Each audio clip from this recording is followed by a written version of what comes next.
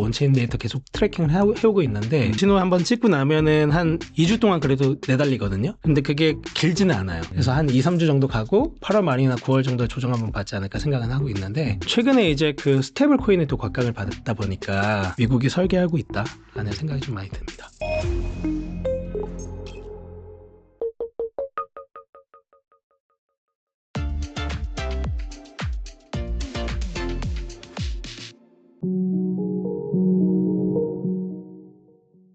강승구 부대표님 모셨습니다. 안녕하세요. 안녕하세요. 네, 부대표님 모시고 또 촬영하는 이 시점에 비트코인 가격 괜찮습니다. 네, 또다시 뭐 이 사상 최고가를 경신할랑 말랑하는 그런 흐름이 나오고 있는데 보니까 이 트럼프 대통령이 퇴직연금 계좌 유명하죠. 402k. 네. 여기에다가 이제 비트코인 등 암호화폐를 투자하는 그런 것을 허용하는 행정명령에 서명을 함으로써 이런 부분들이 좀 긍정적인 흐름을 연출한 것 같은데 한화 1경에 달하는 그런 자금이 이 디지털 자산 시장으로 유입될 수 있다라는 얘기가 나오고 있습니다. 어떻게 보시나요? 우선 400K 총 자산 규모를 제가 이 질문을 보고 찾아보니까 약 9조 달러 정도 되더라고요. 네. 그러니까 하나로 했을 때 말씀하신 1경 2,000조 원이죠. 1경 훨씬 넘네요. 예, 그래서 정말 뭐 상상하기 힘든 금액이다라고 생각이 들었고 현재 암호화폐 시총이 제가 봤을 때 약 4조 달러거든요. 그거에 뭐 한 2.5배 정도 되니까 엄청나게 큰 돈이죠. 근데 이게 다 들어오진 당연히 않을 거고 그렇죠. 네. 여기서 이제 보수적으로 추정할 때랑 뭐 중간으로 추정할 때 적극적으로 추정할 때를 제가 좀 케이스 나눠보니까 1% 정도 할당하면 900억 달러더라고요. 근데 이제 뭐 3% 할당하면 2,700, 적극적으로 하면 5% 정도 할당한다고 하면 이제 4,500억 달러인데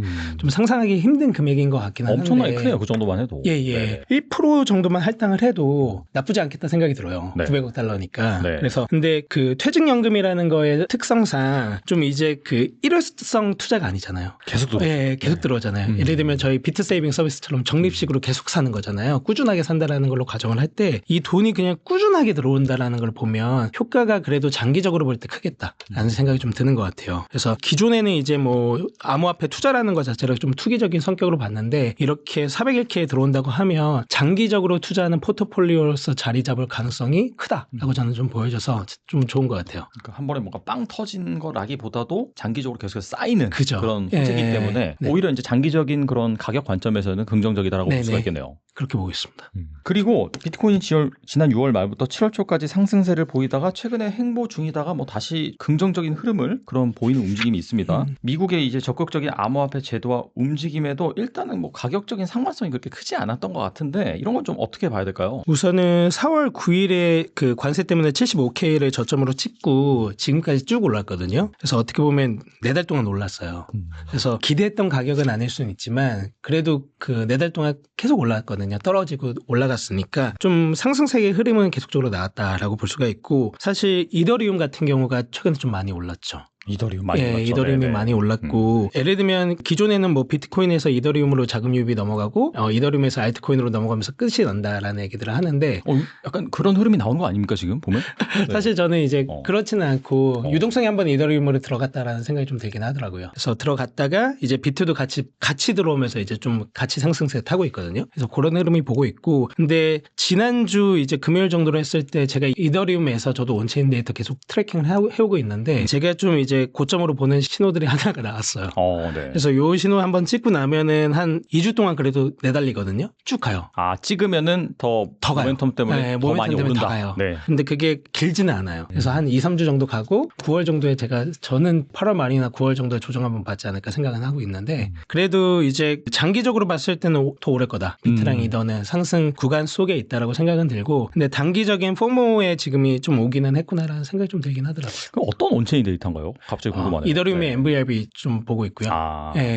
그리고 그거를 좀 지속적으로 트래킹 해왔는데 제가 봤을 때 좀 왔던 부분이 있어가지고 그렇게 보고 있습니다. 그리고 뭐 또 이런 얘기도 있던데 제가 이제 기사를 찾아보니까 여기서 10% 비트코인 더 오르면은 뭐 25조 원 청산 가능성이 있다. 그러니까 이거는 가격이 오를 때마다 뭔가 계속해서 나오는 얘기인 것 같은데 이런 것들은 투자자들이 어떻게 좀 받아들이면 되나요? 사실 잘 모르겠습니다. 가격이 오르면 사실 뭐 오를 때도 내릴 때도 청산은 항상 당하니까 선물 시장에서는 그렇게 생각은 드는데 근데 뭐 정고점을 아예 터치를 하고 넘어가 버리면 이제 위에 쌓여있던 매물대들이 없잖아요. 그래서 어떻게 더 올라갈지도 사실 예측하기는 좀 힘든 것 같아요. 같아요. 그래서 가격은. 근데 온체인 데이터라는 거는 저는 좀 객관적으로 시장의 기회와 가열 구간을 나타내 준다고는 생각하거든요. 지금 어느 정도 와 있나. 그래서 가격적으로는 예측하기 어렵지만 지금 시장적으로 봤을 때 이더리움은 과열 구간인 건 맞다라고 생각이 들고 이더리움이 빠지면 비트코인도 빠지겠죠. 왜냐면은 들어오는 유입 자체가 더 적어질 거니까. 예, 그렇게는 보고 있습니다. 근데 이게 뭐 추세적으로 빠진다라기보다도 단기적인 과열 구간에서 나오는 오버슈팅이기 때문에 빠졌다가 다시 갈 수도 있다. 이제 네, 그렇게 정리하면 그렇게 보고 되겠네요. 있습니다. 그리고 마이크로 스트래티지가 대규모 비트코인 매입을 이어가고 있습니다. 최근 이런 기업들이 늘어나고 있는데 지난 7월 글로벌 기업들의 비트코인 매입 규모는 총 10만 7천 개 이상으로 전체 월 신규 매수 수량의 64.5% 거의 뭐 3분의 2에 달하네요. 비트코인 매수 기업들이 늘어나는 추세인데 이러한 흐름이 시장에 어떤 영향을 줄까요? 이 비트코인 트레저리 기업들이 사실 이번에 되게 각광을 많이 받았잖아요. 그래서 어떻게 보면은 그 스트래티지 같은 경우는 현재 비트코인 전체 이제 발행량 중에 3% 이상을 들고 있단 말이죠. 예, 60만 개 이상을 들고 있고 이번에 좀 재밌었던 게 비트코인 트레저리 기업들이 좀 늘어나면서 이더리움을 트레저리 하겠다. 그리고 이제 도치코인을 트레저리 하겠다. 라이트코인을 트레저리 하겠다라는 기업들이 생겨나기 시작했고요. 이더리움 트레저리 기업 중에 재밌는 게 이제 비트마인인 것 같아요. 비트마인 같은 경우에는 최근에 이제 그 뒷배가 피터틸이랑 그리고 아크 인베스트도 이번에 가격 좀 빠지면서 샀거든요. 또한 이제 여기 의장 같은 톰리 의장은 이번에 한국 들어와가지고 그 NH랑 그리고 이제 오태민 작가님이랑 해서 이제 컨퍼런스도 한번 하고 그래서 주가 엄청 올랐었어요. 예, 보면 쭉 올랐다가 최근에 한 3분의 1 정도 떨어졌거든요. 근데 이더리움이 다시 그 올라가면서 최근 며칠 사이에 다시 올라가더라고요. 그래서 봤을 때 이제 이더리움 ETF가 이제 또 승인이 됐고 이더리움 트레저리 기업들이 나오기 시작하고 그리고 이더리움 스테이킹이 만약에 승인이 된다면 요거 한번 포모 받을 것 같긴 하더라고요. 이 씬이. 그래서 뭐 도치코인, 라이트코인은 사실 모르겠지만 이더리움에 자금이 유입되는 이유가 있다라고 생각이 들고요. 그래서 비트코인 트레저리 기업들이 이더리움 트레저리 기업들을 만든 거예요. 예, 그 트렌드를. 그래서 그렇게 보고 있고 비트마인 같은 경우는 현재 좀 공격적으로 이더리움을 매수해서 스트래티지 같은 경우는 3%에서 5% 보유한다고 얘기하잖아요. 네. 자기들 계획이. 여기는 이제 이더리움의 5%를 보유하겠다. 비트마인 같은 경우는 그렇게 얘기를 하고 있고 주가도 지금 방송 촬영 오는 길에 보니까 계속 오르더라고요. 이게 약간 자산 시장에서 항상 중요한 게 뭐냐면 신선한 거, 그죠, 새로운 거 그쵸. 이런 거 좋아하다 보니까. 예, 그래서 이렇게 되는 것 같고 그래서 최근에 이제 김승호 회장님이 X 하시거든요. 돈의 속성 저자. 네. 근데 비트마인을 최근에 좀 사셨다라는 얘기를 올렸어요. 그래서 그거 보고 저도 이제 댓글 달렸는데 이더리움 트레저리를 굳이 그렇게 꼭 사야 되나라는 생각이 들긴 했었는데 근데 좀 많이 빠지긴 했더라고요. 네, 많이 빠지고 이번에 좀 그 탄력받아서 올라가고 있고 그렇더라고요. 사실 저희가 비트코인 얘기하다가 자연스럽게 이더리움이 최근에 핫하다 보니까 또 맞아요. 돈의 흐름 관점에서 이더리움을 또 이제 매집하는 그런 기업들이 늘어나다 보니까 자연스럽게 이더리움 관련된 질문을 좀 더 드리고 싶은데 네. 원래 이더리움이 한동안 많이 소외가 됐었잖아요. 그러니까 네. 알트 중에서도 보면은 뭐 솔라나라든지 다른 그런 알트들이 좀 부각을 받고 이더리움의 뭐 트랜잭션 한계라든지 그런 부분 때문에 또 뭐 업데이트 이슈도 있고 해가지고 많이 소외가 됐었다가 갑작스럽게 이렇게 이더리움 가격이 오른 이유가 뭔가요? 너무 많이 빠졌었기 때문인 거라고 생각이 너무 많이 소외가 돼가지고. 예, 라는 생각이 또 들기도 하고 최근에 이제 그 스테이블 코인에 또 곽강을 받았다 보니까 스테이블 코인을 가장 담기 좋은 거는 저는 뭐 솔라나도 아니고 리플도 아니고 이더리움이라고는 생각은 해요. 왜요? 이더리움이 가장 그래도 그 체인 상에서는 좀 그래도 투명해 보이긴 하잖아요. 여러 가지를 다 역사도 했을 오래됐고. 때. 네. 예, 뭐 그래서 여러 가지들을 다 고려했을 때 고래 보인다고 생각하거든요. 그리고 너무 또 미국스럽지도 않고 어떻게 보면. 그래서 여러 가지들을 봤을 때 이더리움이 좀 이제 각광을 받는 게 있는 것 같고 그리고 소외됐다 보니까 한번 좀 올 때가 되지 않았나라는 생각들을 또 하시는 것 같아요. 그리고 이제 아까 얘기했던 피터트리나 톰리나 그래서 월스트리트를 이제 리딩하는 금융가들이 픽을 했단 말이죠. 비트마인이라는 기업을 픽하면서 이더리움을 트레저리 하겠다고 선포를 하다 보니까 이더리움의 포모가 올 수밖에 없는 것 같아요. 누가 리드하냐에 따라서. 그래서 셀러가 이제 비트코인의 포모를 한번 리드했잖아요. 그래서 이더리움이 그런 트렌드를 한번 막고는 있다라고 생각은 들고 회사 차원에서 이제 그 서비스 차원에서는 좀 이제 그 계속 데이터를 트래킹 하다 보니까 어쩔 수 없이 저도 이제 하고는 있는데 기본적으로 이더리움은 저는 지분 전쟁의 개념에서는 좀 안 맞는다고 생각은 해서 이렇게 보고는 있습니다. 지분 전쟁의 개념에서 안 맞는다. 구체적으로 무슨 뜻일까요? 비트코인 같은 경우는 발행량이 정해져 있잖아요. 그렇죠. 2,100만 개로 정해져 있기 때문에 지분 전쟁이라는 개념에 저는 들어온다고 생각을 해요. 그리고 이제 경제 주권이라는 개념 안에 들어온다. 개인 지갑을 통해서는 뭐 그렇게 할 수도 있고 여러 가지 개념들이 봤는데 이더리움은 사실 그렇지는 않더라. 저는 보고 있고 지분 전쟁의 개념에서 뭐 내가 5%를 뭐 하든 5% 해도 이더리움 재단에서 더 찍어낼 수도 있잖아. 아. 네, 뭐 그럴 수는 있다고 생각이 들기 때문에 그렇게는 보고 있습니다. 아무튼 간에 이 이더리움으로 확실히 좀 유동성이 흐르고 있다라는 네, 부분이 흐르고 있다. 최근 그 시장의 핵심인 것 같고 이런 것들이 또 앞서 말씀하신 것 중에 제가 인상 깊었던 거는 미국에 너무 오리엔트된 자산이 아니다 보니까 이런 것들이 지금 최근에 그 지정학적인 움직임 뭐 맞아요. 서로 상호 관세 매기면서 막 갈라쓰고 뭐 공격하고 이런 것들에 의해서 약간 그 지정학적인 속성에 된 자산 같은 경우 리스크가 있는데 이런 것들이 또 좀 리스크가 좀 덜하다 이더리움 같은 경우에 미국에 그게 오리엔트되지 않다 보니까 그쵸. 그런 흐름들이 어떻게 본다면 이 거대 금융가들의 입맛에 맞았다 이렇게 볼 수도 있겠네요. 맞아요. 그래서 스테이블 코인을 발행하기 좋은 이제 메인넷 같은 경우가 이더리움이라고 얘기를 했었는데 아까 말씀하신 속성들이 있는 것 같고 지금 각 국가 봐도 뭐 원화 스테이블 코인 하려고 하고 막 다 하잖아요. 맞아요. 네. 그 1순위로 고려하는 메인넷이 사실 이더리움이니까 다들 그렇게 봤을 때 각광이 받는 것 같아요. 그리고 다시 이제 비트코인 얘기로 넘어가 보면은 마이크로 스트래티지가 올해 비트코인 가격이 15만 달러에 이를 것이다 내다봤는데 이거 가능성 있다고 보시나요? 생각보다 보수적으로 본 것 같더라고요. 아 그래요? 세일러 회장의 성격을 봤을 때 더 높게 부르지 않았을까 했는데 약간 보수적으로 불렀네. 저도 이 숫자 보니까 그렇게 느꼈던 것 같고요.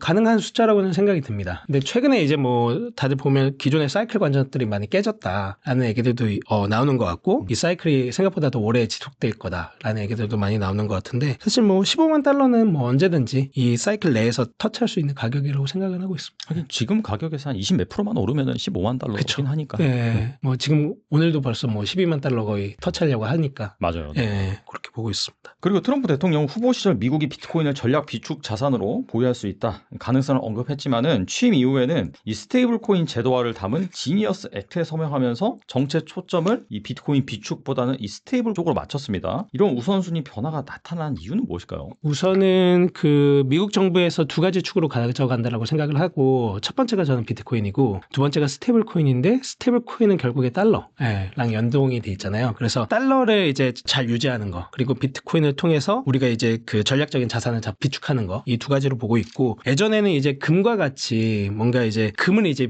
금 모으기 싸움이었잖아요. 네네. 트럼프도 이제 기존의 싸움이 금이었다면 이제 비트코인 모으기로 넘어갔다라는 뉘앙스를 너무나 잘 주고 있잖아요. 그래서 포트녹스에 뭐 모든 것이 무사하길 바라지만 금이 정말 잘 없으면 화가 날 것이다 라고 얘기를 하면서 비트코인 액트를 발의를 했었단 말이죠. 그래서 금으로 이제 우리가 거두었던 수익을 이미 다 거둔 걸로 계산을 해서 그 돈으로 비트코인을 사자라는 얘기도 나왔었고 그리고 5년에 거쳐서 비트코인을 100만 개 사겠다 1년에 20만 개씩 얘기를 했었고 비트코인은 이미 어느 정도 얘기를 했다고 생각을 해요. 그리고 나서 이제 얘기한 게 달러 얘기를 이제 스테이블 코인을 통해서 얘기를 하고 있고 스테이블 코인이 이제 지속적으로 이렇게 도입이 된다면 비트코인 거래에서의 중간 매개 역할을 잘 할 거라고 생각을 하고요. 그리고 USDT랑 USDC 같은 경우에는 비트코인 거래량 전체의 70% 이상 차지하거든요. 그러니까 USDT, USDC로 비트코인을 사는 거예요. 우리나라도 보면 뭐 한국의 거래소들 이용하지만 바이낸스 같은 거래소들 많이 또 이용하시잖아요. 그래서 USDT, USDC로 그 비트코인 사는 흐름들이 많다라고 볼 수가 있고 제가 이제 지난주에 베트남 갔다 왔거든요. 베트남에서는 베트남 동화로 비트코인을 못 사요. 그게 법적으로 규제가 그렇게 되어 있나요? 동화 거래소가 아직 없어요. 그런 나라들이 되게 많거든요. 그런 나라들은 USDT, USDC로 비트코인 사요.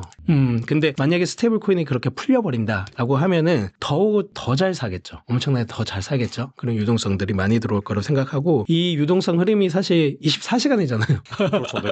일주일에 흐르지가 않으니까 너무나 좋을 것 같아요, 사실.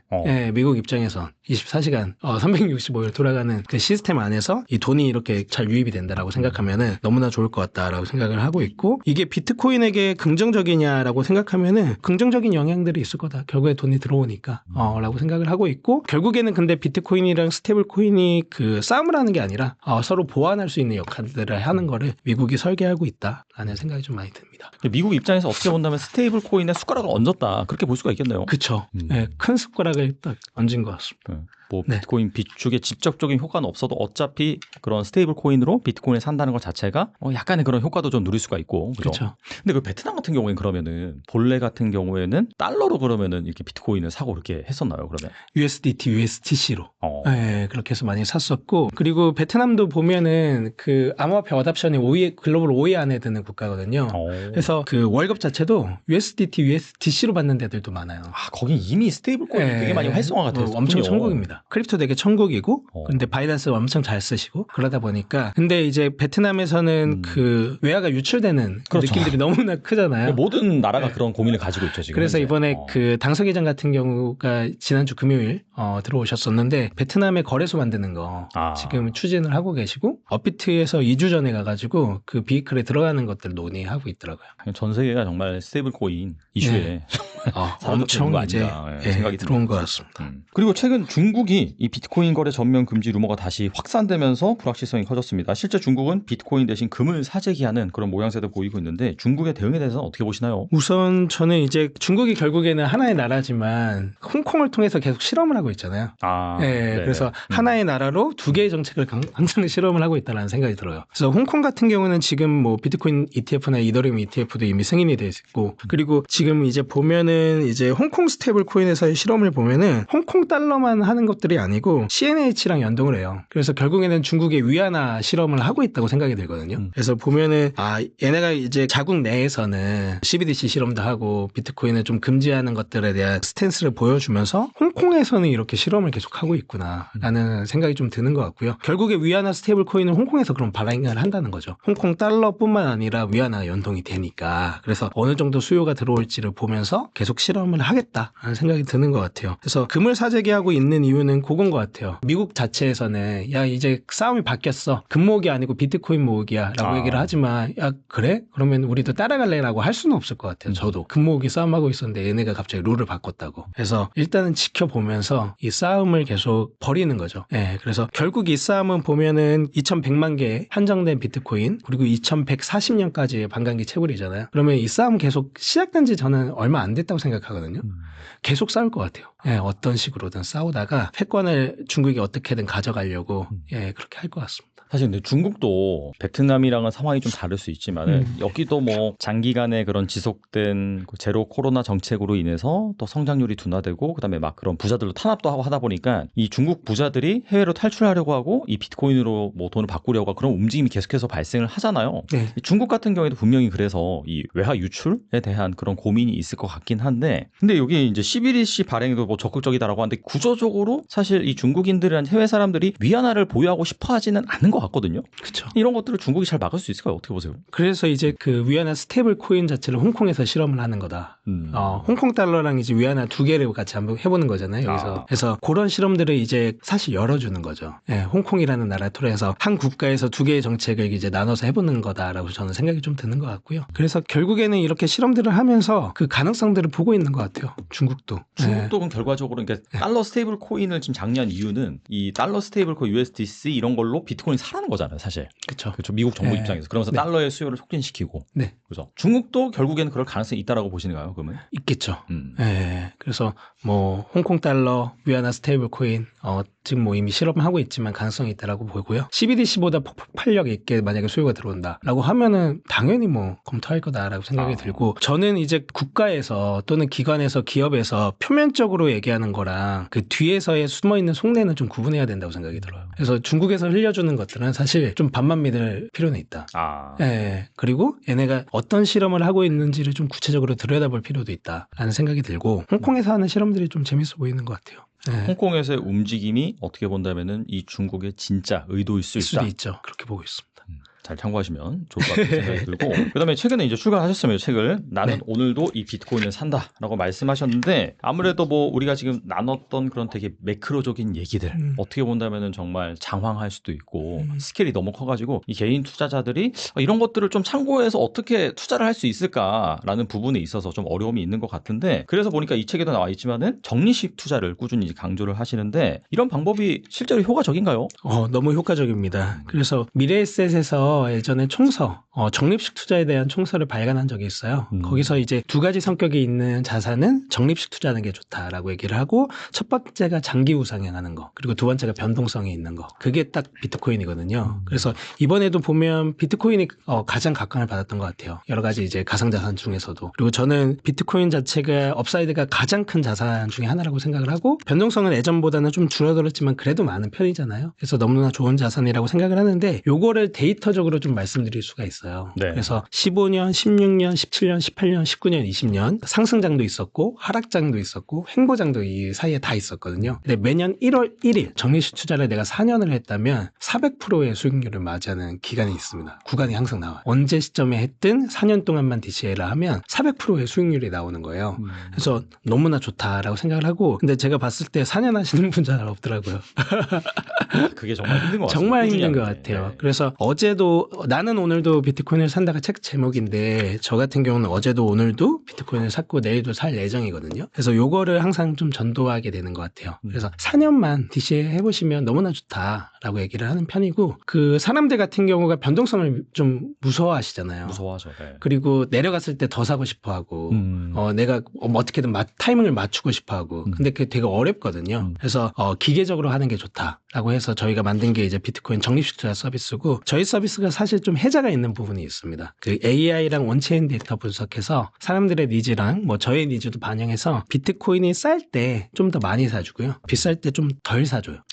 그래서 구매 비중을 조절해 주거든요. 그래서 이렇게 하면은 수익률이 좀 더 극대화돼요. 일반 적립식 투자보다. 그래서 이렇게 하시면 되게 좋다라고 생각을 하고 있습니다. 방금도 말씀하셨는데 이 책에서 적립식 투자를 위해서 온체인 데이터로 시장을 읽는 방법에 대해서 말씀해 주신 걸로 알고 있는데 이것도 좀 간단하게 말씀해 주시면 좋을 것 같아요. 네, 블록체인 네트워크상에 기록되어 있는 데이터를 온체인 데이터라고 하고요. 사실 블록체인 되게 투명하다 그랬잖아요. 네. 그래서 누구나 볼 수 있어요. 근데 누구나 보지 않죠.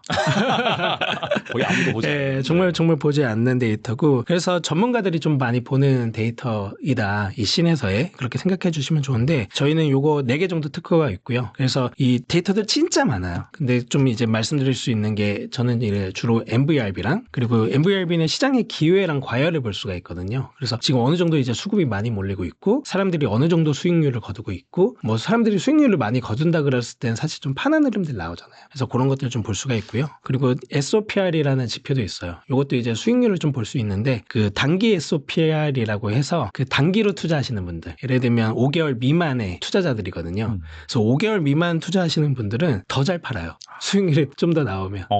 그렇잖아요. 네, 보통 네. 습관상. 그래서 그런 것들 좀 보고 있고, 푸얼 멀티플이라고 해서 채굴자 지표도 좀 보고 있습니다. 채굴자들이 뭐 최근 1년간 평균치를 비교했을 때 어느 정도 수익률을 거두고 있냐 이고, 채굴자들도 팔아요. 비트코인 많이 오르면 팔아요. 많이 오르면 팔고, 나스닥에 상장된 이제 비트코인 채굴사도 한 10개 되는데 걔들도 팔아요. 다 그래서 본인들이 기대했던 수익률보다 항상 높아지면 팔립니다. 그래서 이제 다음 시즌을 준비하기도 하고, 그래서 그런 흐름들이 있기 때문에 그렇게 이제 그 원체인 데이터를 좀 보면서 하면 좋다. 그리고 그 원체인 데이터를 활용한 시장의 기회와 과열 지표를 저희 서비스에 좀 잘 담아놨다라고 이해하시면 좋습니다. 아무튼 뭐 책을 보신 다음에 그런 데이터를 활용해서 본인이 직접 투자를 하셔도 되고, 뭐 이런 것들이 복잡하다라고 한다면은 그 서비스를 이용해 보는 것도 좋다, 이렇게 볼 수 맞습니다. 있겠네요. 그리고 앞서서 이더리움 얘기하면서 알트 얘기 살짝 했는데 조금 더 해볼까 합니다. 올해 상반기 가장 뜨거운 주목을 받았던 암호화폐는 바로 이제 리플이었죠. 리플이 연초 대비 무려 475%나 상승을 했는데, 부대표님은 알트코인 투자보다 비트코인 투자를 훨씬 더 강조하신 걸로 알고 있습니다. 근데 비트코인과 함께 이 이더리움, 리플 등 주요 알트코인이 글로벌 전략 자산으로 부상하는 상황에서 이 알트코인 투자는 어떻게 보시나요?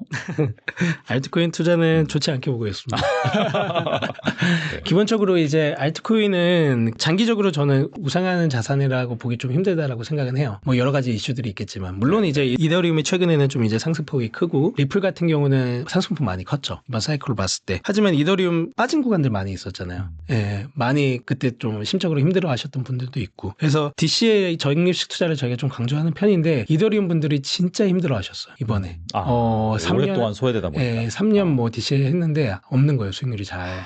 진짜로 많이 힘들어 하셨고, 그래서 이더리움, 뭐 리플, 솔라나 다 어떻게 보면은 주체가 명확하잖아요. 발행 주체도 명확하고, 그리고 여러 가지 이제 뭐 매크로적인 부분들이나, 그리고 국가적인 상황에 의해서 언제든지 좀 이제 여러 가지 영향들을 받을 수 있다고 생각을 하거든요. 근데 비트코인은 좀 특별하다고 생각을 합니다. 좀 구분해서 볼 필요가 있고, 맘 편히 적립식 투자한다고 했을 때도 자산을 좀 잘 고르는 게 필요한데, 비트코인 투자하시는 게 너무나 좋다라고 생각을 하고요. 근데 사실 최근 이제 7월에 한국에서 코인리스라는 미디어 있거든요. 네. 거기서 이제 코인별로 이제 검색하고 이제 찾아보신 것들 그 순위 나와요.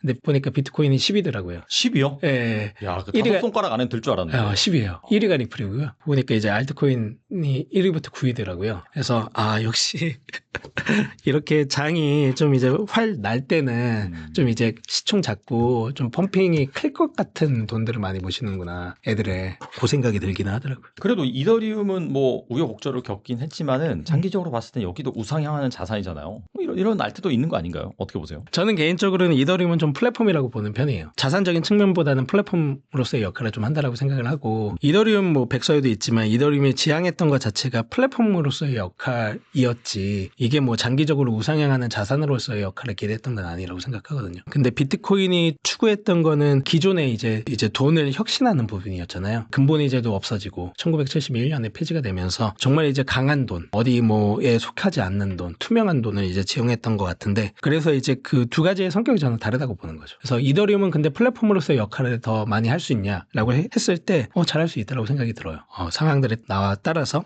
근데 이제 플랫폼으로서의 역할이라고 한다면 결국에는 거기도 싸움을 하겠죠. 뭐 솔라나 있고 뭐 플랫폼끼리. 네. 플랫폼끼리 야 누가 더 이 역할을 잘할 수 있냐라는 걸로 싸움을 하겠죠. 근데 돈으로서는 비트코인인 것 같아요. 저는. 예, 그렇게 보고 있습니다. 그러니까 이제 밸류에이션 방법이 다른 거지. 뭐 그쵸, 플랫폼도 그쵸. 많이 쓰면 가치가 오르지 않느냐 이런 얘기 있을 것 같은데. 그런 케이스로 얘기를 많이 하시죠. 근데 뭔가 PER이나 뭐 PSR도 있는 것도 아니고 매출이나 수익이나 그렇게 비교하기는 어렵잖아요.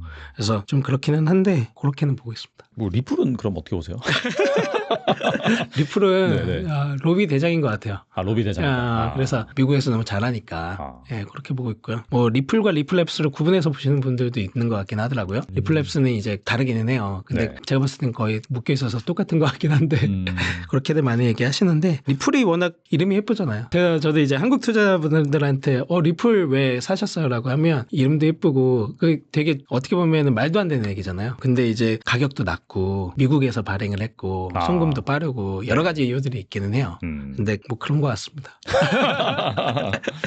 뭐 참고하시고. 네. 네. 그리고 새로운 정부가 우리나라로 들어오면서 원화 기반 스테이블 코인을 추진하거나 암호화폐 대출 서비스 규제를 강화하는 등 아무튼간에 이 디지털 자산을 이 제도권으로 이렇게 들여오는 그런 법안을 마련 중에 있습니다. 앞으로 한국이 이 비트코인을 제도권으로 편입하고 자산하기 위해서는 어떤 과정이 필요할까요? 우선은 이제 올해 말 같은 경우가 상당 기업들이 비트코인을 보유할 수 있는 것들이 좀 열릴 것 같고요. 이미 이제 비트코인 트레저리 회사들이 좀 생기고 있거든요. 지금 보면은 뭐 비트맥스도 있고 그 이후로도 계속 뭐 파라타식스에서도 이제 헬스케어 회사를 인수해가지고 또 만들고 있고 계속 하고 있어요. 계속 생기고 있는데 기업들이 이제 기업 법인으로 못 사니까 그 대표들 명의로 해서 막 사고 그러잖아요. 그렇죠. 예, 근데 그것들이 이제 그렇게 하면 사실 좀 불투명하잖아요. 불투명하죠. 예, 많이 세금 이슈도 있고. 예, 이슈도 있고 뭐 사실 뭐 대표들이 뭐 도덕성이 검증이 됐는지 뭐 어떻게 될지 그거는 되게 모르잖아요. 네, 이런 것들이 이제 법인의 명의로 상장 기업들이 살 수 있다라고 생각하면 투명성이 좀 더 강화가 될 거다라고 생각이 들고 뭐 일반 기업들이 사는 거는 좀 늦게 열릴 것 같아요. 개인적으로는 상장 기업들이 어떻게 되는지를 보고 하지 않을까. 얘네가 좀 괜찮은지 그리고 그런 것들을 보고 열릴 거라고 생각이 들고 해서 법인에서 이제 비트코인을 투자하는 것들 기업에서 투자하는 것들 이런 것들 열릴 거라고 생각이 들고 비트코인에 대한 이제 교육이 좀 만들어지면 좋겠다라고 저는 좀 생각을 하는 편인데 최근에 엘살바도르 같은 경우는 비트코인을 공교육에 도입해서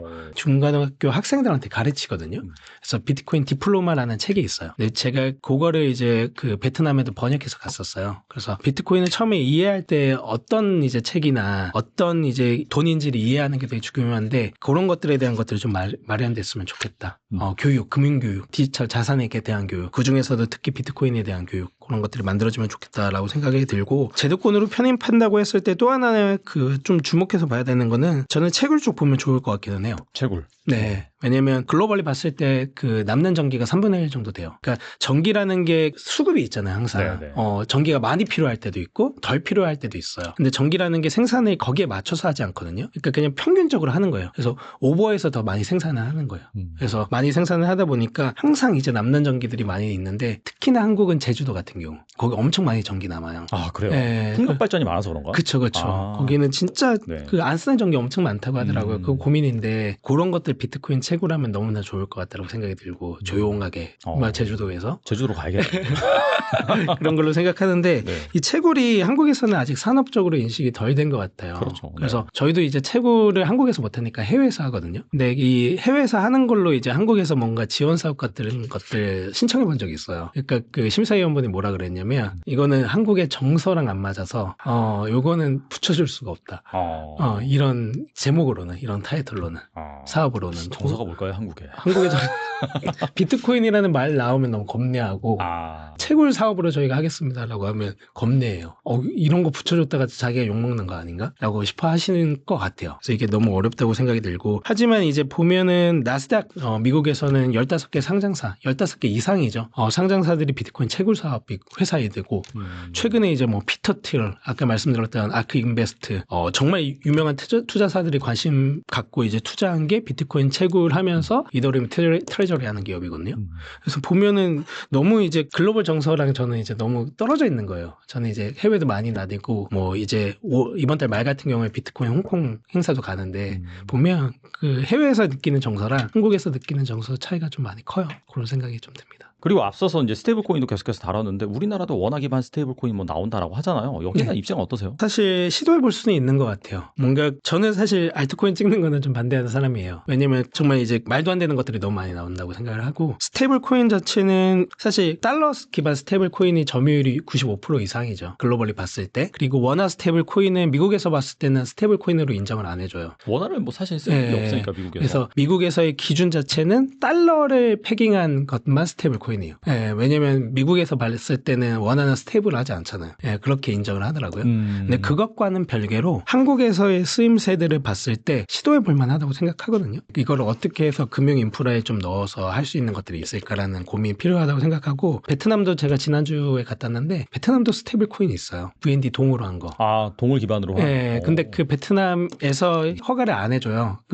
거래이 에어리어라고 했잖아요. 그래서 베트남 동으로 비트코인 못 산다고 했잖아요. USDT, USDC로 사거나 베트남 외 국가에서 이제 그 기업들이 발행한 스테이블 코인이 있어요. 근데 그거를 베트남 사람들이 암암리에 쓰고 있어요. 그러니까 이걸 안 해주니까 해외 나가서 찍는단 말이에요. 그 베트남을 찍었잖아요. 베트남에서 못 찍으니까 해외 나가서 찍은 거예요. 베트남 스테이블 코인을. 한국에서도 근데 이걸 안 해주잖아요. 그럴 가능성이 있다고 저는 봐요. 물론 그러면 한국에서 쫓아가서 내려올 수도 있겠지만 너 한국에서 못 찍으니까 한국 밖에서 나가서 스테이블 코인 찍었어? 너 이거 인정 안 해줘. 막 이럴 수도 있겠지만 이런 사태들이 생길 수 있다라고 생각하거든요. 그러면 사실 규제 안으로 만들어서 이 스테이블 코인이라는 것 제도가 보면 미국에서는 두 가지로 규제를 하거든요. 하나는 이제 정보를 볼 수 있어야 돼요. 정보적인 통제. 또 하나는 물리적인 통제예요. 이 물리적인 통제는 뭐냐면 너가 달러 스테이블 코인 찍으려면 미국 안으로 들어와요. 미국 안으로 들어와서 달러 스테이블 코인 찍으라고 테더도 그래서 원래 밖에 있었잖아요. 근데 미국으로 이제 들어오게 됐거든요. 그래서 원화 스테이블 코인을 찍으려면 한국에서 사업을 하는 거죠. 그러면 이제 뭐 해외 기업들도 있을 수 있고 결국에는 이제 관리가 잘 될 거라고 생각을 들고 그게 안 되면 베트남처럼 나가서 찍는다라고 저는 생각이 좀 들기도 해요. 근데 원화 기반 스테이블 코인의 부정적인 견해를 가진 그런 시각을 살펴보면은 어차피 달러는 뭐 전 세계적으로 많이 통용이 되고 그러다 보니까 이 스위프트망이라든지 기존 그런 제도권 금융 시스템을 통해서 거래하기 힘들었던 거를 그냥 코인으로 암호화폐 블록체인 안에서 왔다 갔다 해서 편해서 쓰는 거지. 근데 원화는 그렇게 쓰겠냐 그런 말이 있거든요. 이거 어떻게 보세요? 그런 말도 많은 것 같아요.